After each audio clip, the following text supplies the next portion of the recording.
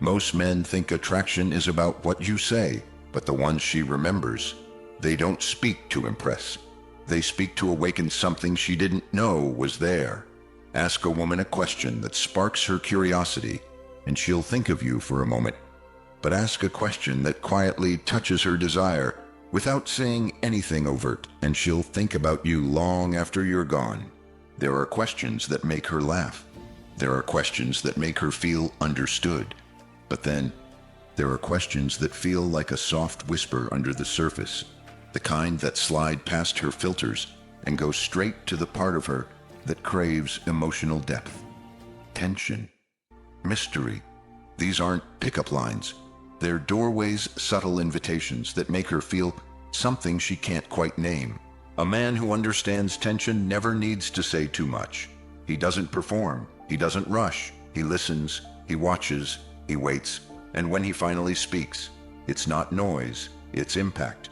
One sentence, well placed, can make her question everything. Not because it's manipulative, but because it reveals how rare it is to be seen, deeply and without pressure. This isn't about seduction. It's about intention. It's about asking the kind of question that makes her feel like you touched something she hides even from herself. And once you do that, she'll never forget how your words made her feel. Let's begin. Number 1. When words become weapons of presence. Imagine standing in the center of a storm, not shouting to be heard over the thunder, but silent, steady like a lighthouse, your gaze cutting through chaos more powerfully than any scream. That's what it feels like when a man understands the art of asking the right question, the right time. Not to interrogate, not to impress, but to activate something in another person that even they didn't know waiting. In today's world of noise and superficial charm, most men rush to fill silences with stories, jokes, or self-promotion. But a high-awareness man rooted in Stoic clarity knows that power lies not in how much you speak, but in what your presence triggers in others. This is the hidden art of the Stoic seducer, and it begins not with bold moves, but with subtle questions. These questions aren't pickup lines. They're emotional instruments tuned to bypass social masks and reach a woman's inner landscape. They activate imagination, body memory, and curiosity. When asked with stillness and intention, they stir tension without physical contact. They become anchors in her subconscious, looping long after the moment passes. As Epictetus once said, "You have power over your mind, not outside events." The right question is an extension of this truth, designed not to control others, but to guide attention inward. Most men perform. Stoic men provoke reflection. Through the lens of Plato's Phaedrus, these strategic questions are invitations toward self-knowledge. Through Carl Jung, they awaken the shadow, those hidden impulses and longings people rarely admit, but deeply crave. And through Machiavelli's subtlety, they reveal emotional intelligence, the ability to stir without overwhelming, to lead without pressure. Let's pause for a moment here. Think of the last time someone asked you a question that stopped you, not because it was shocking, but because it cut through your mental fog. That's the effect these 7 questions have, not through volume, but through precision. That's the Stoic advantage: calm, present, focused. While others chase, the Stoic creates gravity. To wield this power, you must do 3 things. Master your presence. This means stillness in your posture, clarity in your voice, and comfort in silence. Listen without reacting. Every answer she gives is not a performance, it's a mirror of her psyche. Don't interrupt it. Detach from outcome. The goal is not seduction, it's awareness. When you operate from presence, attraction becomes a consequence, not a pursuit. Women don't remember men who try to impress them. They remember men who made them feel something within themselves. That's why this approach works, because it is not about you. It's about what you unlock in her mind. You become a psychological experience, not just a memory. This is what Reed calls the emotional game. This is what Stoicism calls control of the self. And this is what Machiavelli understood when he wrote, "Everyone sees what you appear to be. you experience what you really are. In the next parts of this journey, we will break down 7 questions not just to recite, but to embody. Because a man who leads with questions, with calm and awareness, does not need to shout to be remembered. He becomes the fire in her subconscious, slow burning and unshakable. Now ask yourself, are you speaking to impress or to leave an imprint? Number 2, the question that sparks imagination. If I gave you 5 seconds of freedom, what would you do with me? Picture this. You're sitting across from her. The air is soft with potential. Instead of filling the moment with compliments or small talk, you lean forward just a bit, hold eye contact, and ask calmly, with a playful undertone, if I gave you 5 seconds of freedom, what would you do with me? It sounds simple, but it's not. It's a doorway. This question does what superficial flirting never can. It touches something behind her social mask. It doesn't tell her what to feel, it invites her to feel. In those 5 seconds, she's not in control of her answers. Her instincts are. She has to imagine something, and in imagining it, she makes you the center of that fantasy. That's how psychological attraction works. From a Stoic point of view, this is not manipulation, it's mastery of presence. Epictetus taught that we should never chase external outcomes, only master our inner discipline. By asking a question like this without expectation, you're not chasing her reaction, you're anchoring yourself in your own stillness and letting her step toward it. You are not entertaining, you are activating. Calm curiosity becomes your seduction. Now compare this with modern dating behavior. Constant validation seeking, trying to be funny, interesting, loud. These are performances for approval. But Stoicism doesn't play that game. Instead, it says, be the mountain, not the storm. You see, most men try to impress. A Stoic man allows a woman to impress herself with the version of you she creates in her mind. That is the art. When you ask this question, her answer isn't what matters most, it's her energy shift. Maybe she jokes, I'd push you into traffic. That's her way of testing. You smile, calm and unshaken, and reply. That says a lot about your flirting style. No overreaction, no need to one-up her. You hold your center. The more stable you remain, the more the emotional imbalance works in your favor. She feels pulled in.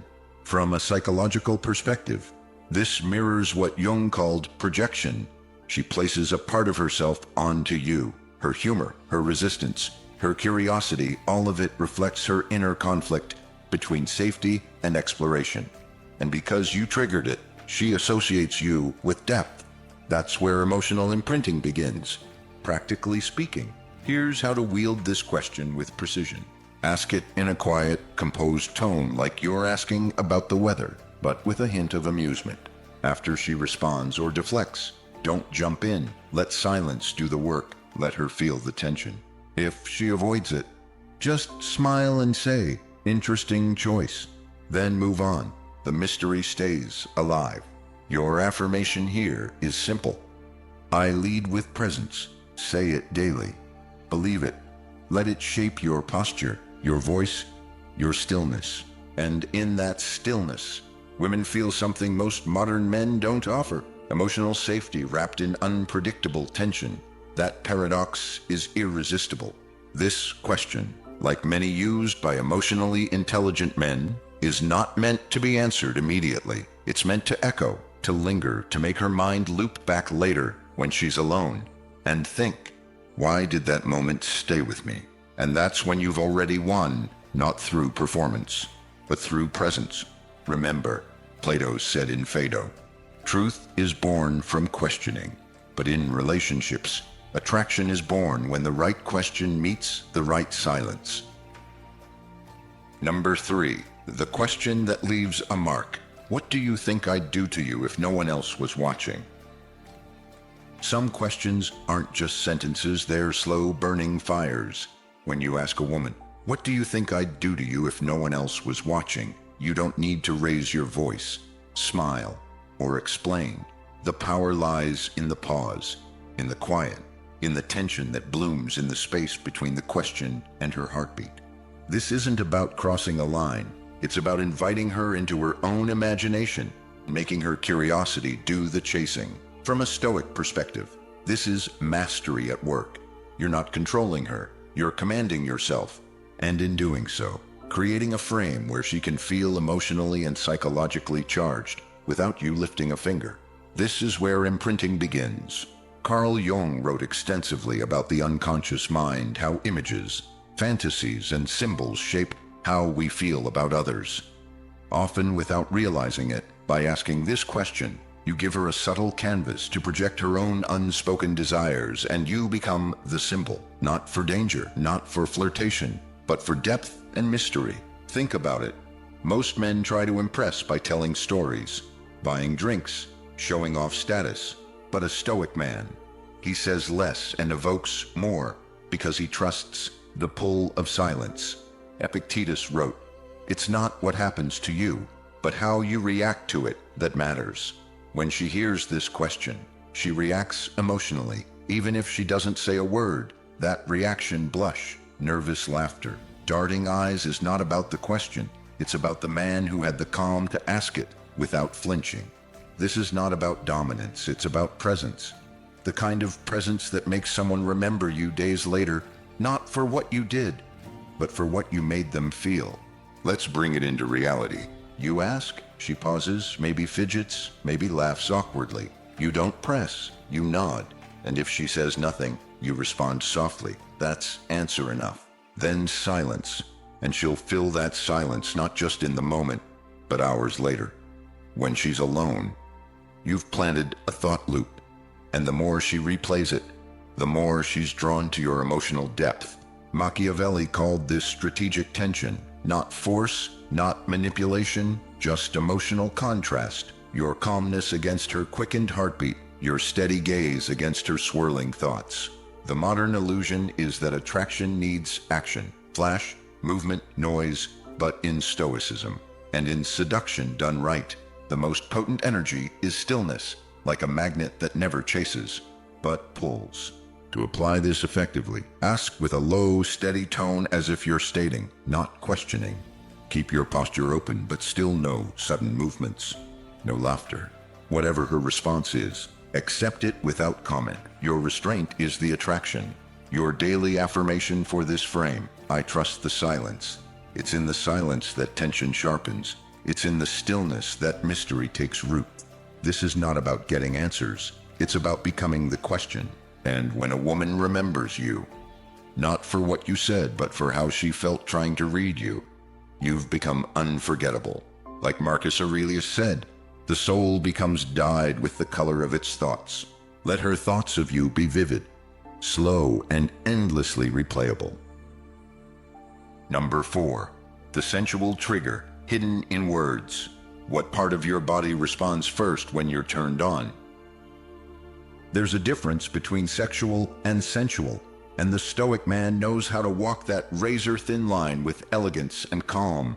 When you ask a woman, what part of your body responds first when you're turned on, you're not being vulgar. You're asking her to listen to her own body, to become present in her senses, and you're doing it without touch, without action, just presence, just words.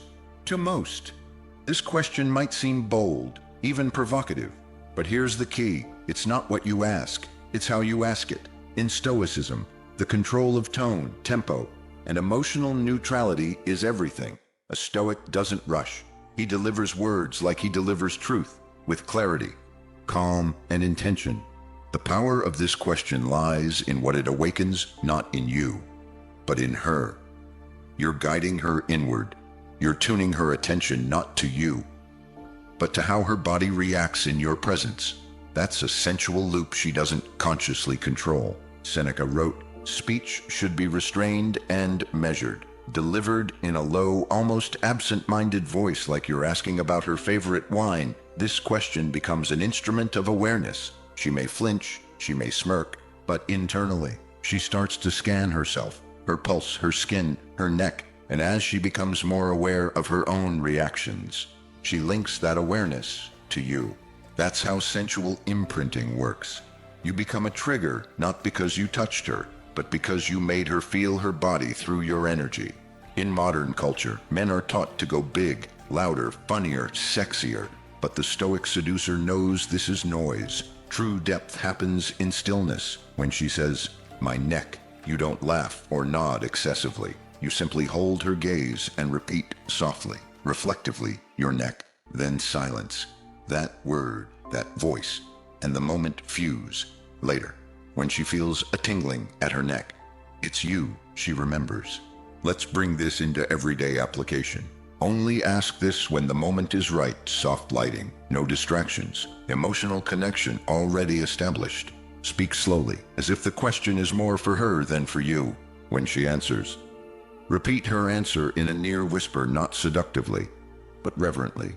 Don't pursue the topic. Let the moment hang. Read In the Psychology of Emotional Games explains that women crave non-verbal awakenings, moments where they're reminded of their femininity without pressure. This is one of those moments, because you're not invading her space. You're guiding her inward, and your voice becomes the bridge. From Jung's lens, this is the body reuniting with psyche. You're not just creating chemistry, you're integrating awareness. You're encouraging her to know herself in your presence. That's real seduction. And the Stoic advantage: you're immune to outcome. If she blushes, deflects, or jokes, you don't flinch. Your presence stays grounded, like a fire that burns low but never dies out. Your affirmation here: I guide her senses without needing to touch. Because when you can ignite sensation with nothing but stillness, you become not just desirable but unforgettable. As Marcus Aurelius reminded himself daily, the best revenge is to be unlike him who performed the injury.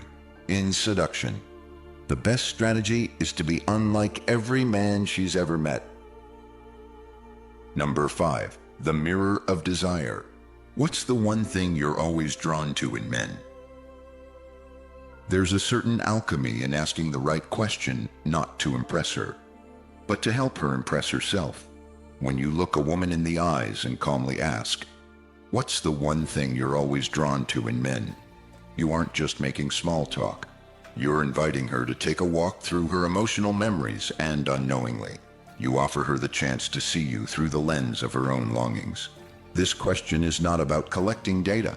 It's about crafting an invisible mirror. You're not there to compete with her answer. You're simply letting her subconscious do the work. In Jungian terms, what she names is not just a type. It's a projection of her own inner yearning, her anima's ideal. And if you embody that trait even silently, you become the image she craves. Let's break this down from a Stoic perspective. You are not fishing for compliments. You are not reacting with, "Yeah, I'm like that too." You are observing. Stoicism is about maintaining internal stillness amid external noise.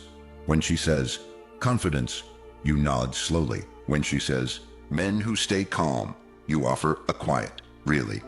That second question deepens the emotional current. It makes her reaffirm her truth, and in doing so, strengthens the thread connecting her ideal man to your real presence.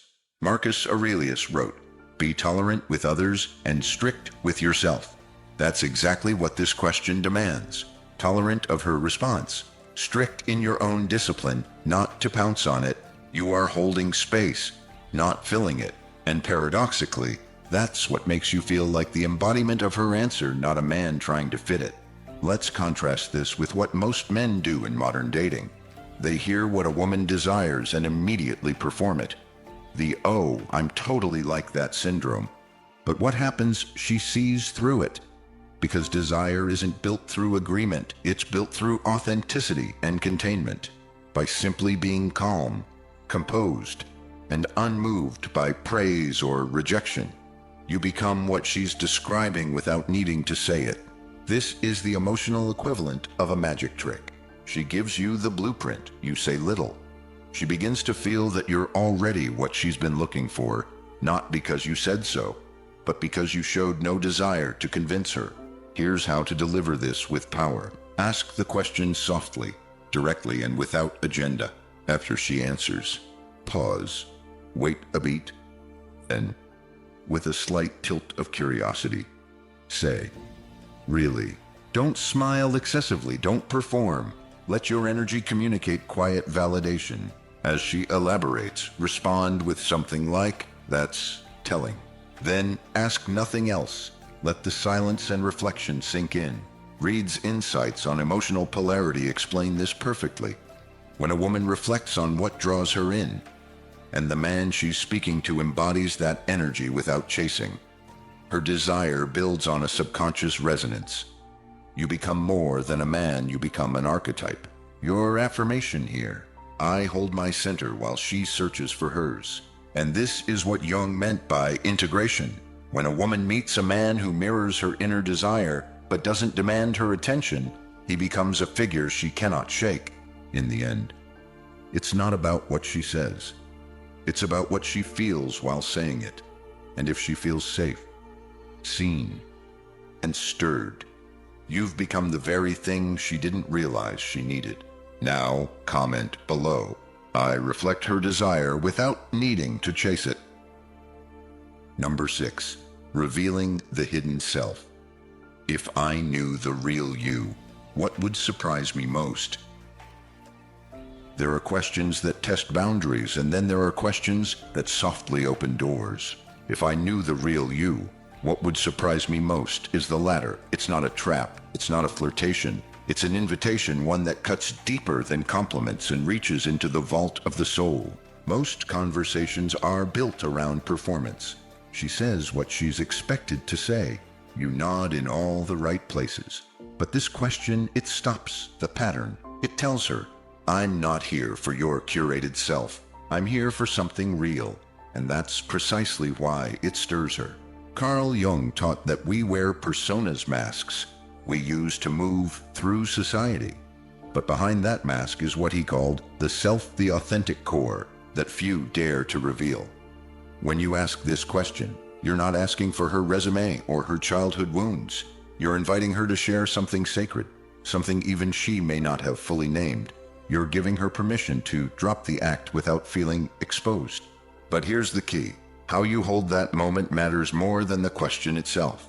As Epictetus reminds us, we have 2 ears and 1 mouth so that we can listen twice as much as we speak. This is the moment to live that Stoic wisdom. Ask, then fall into silence. Hold eye contact, not with hunger or expectation, but with stillness.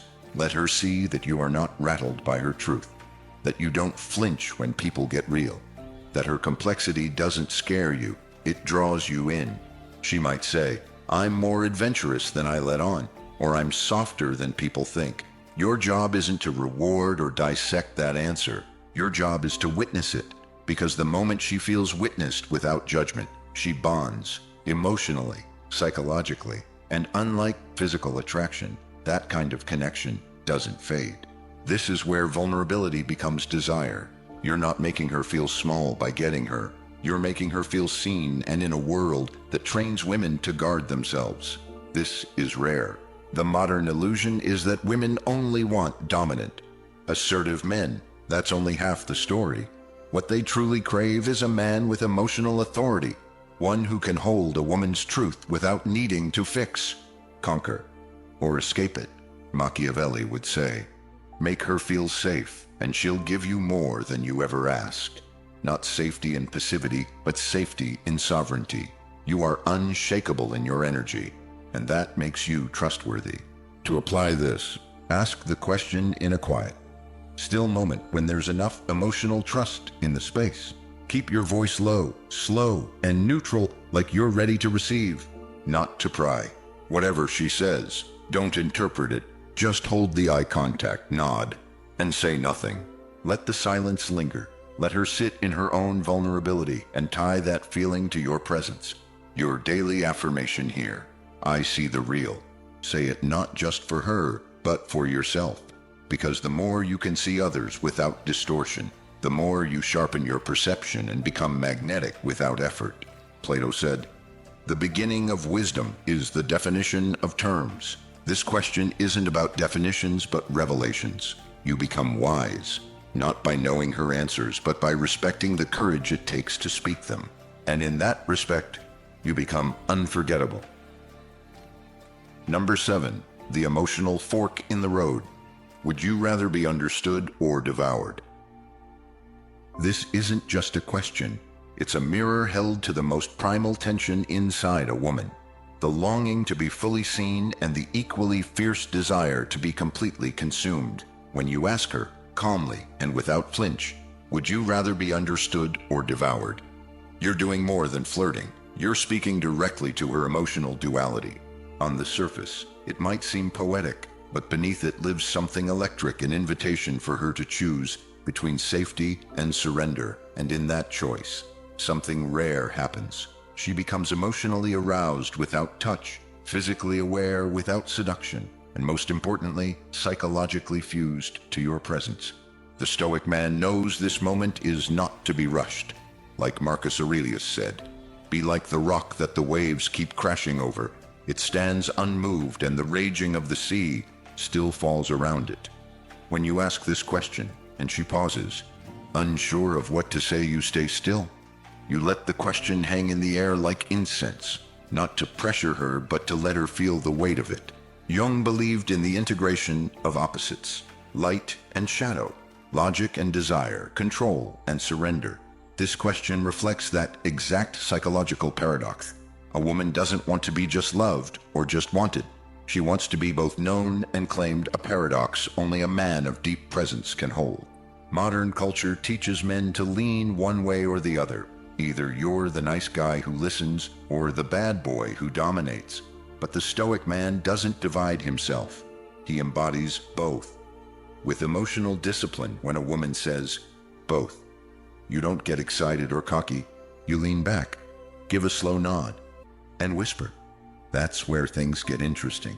Because it is. You've just told her, without saying much, that you're capable of giving her both worlds. The emotional safety of being understood, and the thrilling surrender of being devoured. That's not just attraction, that's emotional addiction. This is not a trick, it's a reflection. You don't create her dual desires. You simply have the depth to name them, and the stillness to hold them. That's why it imprints. To apply this, ask only when the emotional connection is palpable, when you feel the air tighten around her. Keep your voice soft, your body still. This is not a performance. Respond to her answer with minimalism, whether she says understood, devoured, or both. You give her a mirror, not an interpretation. Let her live in that moment. That's where she bonds to you, not through logic, but through recognition. Your affirmation here, I hold both fire and calm within me, because that's what women truly desire. A man who doesn't force her to choose. A man who can see her desire to be both safe and undone, and who doesn't fear either side. Machiavelli said, "It is better to be feared than loved, if one cannot be both." But when you carry emotional intelligence, stoic grounding, and psychological depth, you can be both, not in the way of tyranny, but in the way of irresistible balance. So, the next time you feel tension in the air, don't move away from it. Lean in. Ask the question. Let the silence speak. Number 8. The question that brands you in her memory. Do you believe in tension that doesn't need words? Some connections are louder than words.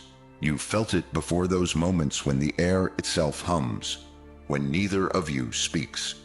Yet something unspoken pulls the world tight around you. That's the moment this question points to. Do you believe in tension that doesn't need words? It's not a test. It's a tuning fork for the soul, and when you ask it slowly, deliberately, in the hush between conversation and stillness, you become more than just a man in the room. You become a moment she can't explain but also can't forget. This is what Stoics call presence. Seneca wrote, "Silence is a lesson learned through life's many sufferings. In that silence, a Stoic doesn't fidget. He doesn't rush to fill the space. He holds it. He trusts that what is real does not need to be forced." When you pose this question, you shift the conversation from intellect to instinct, from logic to sensation, from mind to body.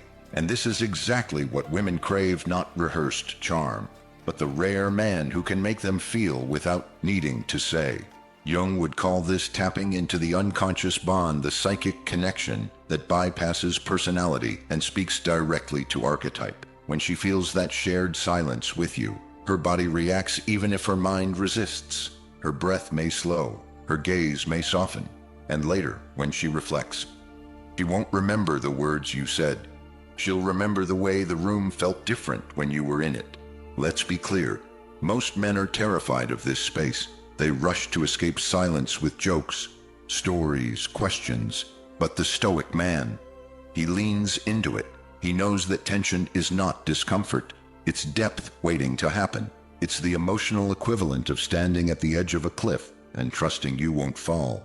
Reed would say, this is where emotional magnetism happens. Not because you reached out, but because you didn't need to. The gravitational pull of your calm made her lean in. It made her feel seen without being touched. And Machiavelli, he'd call this your invisible power. Because when people feel your energy before they hear your voice, you become unforgettable. You don't need to be everywhere, you just need to linger where it matters. To apply this, wait for a naturally quiet moment, perhaps after a shared laugh or deep eye contact. Ask the question slowly. Make it feel like a whisper to her intuition, not a clever line.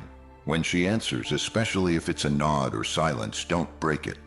Let the silence stretch. Let the connection breathe. Smile slightly. Not because you're pleased, but because you're present. Your affirmation here. I trust the unspoken, because presence isn't built with vocabulary. It's built with vibe. And when she feels your energy like a signature in her nervous system, no one else can copy it. Plato taught that the highest form of knowledge is not explanation, but recognition. When she recognizes that she feels something in your stillness, you've already done more than most men who talk for hours. In a world of performers, be the quiet gravity that pulls. In a world of stimulation, be the pause that awakens. If you're still here, I know you're not just looking for lines or tricks. You're here for something deeper, for mastery, not manipulation. So let me ask you, who else is walking this path of silent power? Who else is building the kind of presence that speaks before you do? If this message stirred something in you, like this video, if you're building a version of yourself that no longer chases but draws people in with quiet gravity, then subscribe. And if you know one man who's still stuck in his head, lost in noise, and ready to reclaim his center, send this to him. Because this isn't just about growing a channel. It's about growing a brotherhood of men who lead without force, connect without performing, and attract through truth, not tactics. By supporting this, you're helping this message find the ones who are ready to rise. So if this spoke to you, don't just hold it, share it. Because this isn't about becoming a player. It's about becoming the kind of man she never forgets, even in silence. I'll see you in the next one.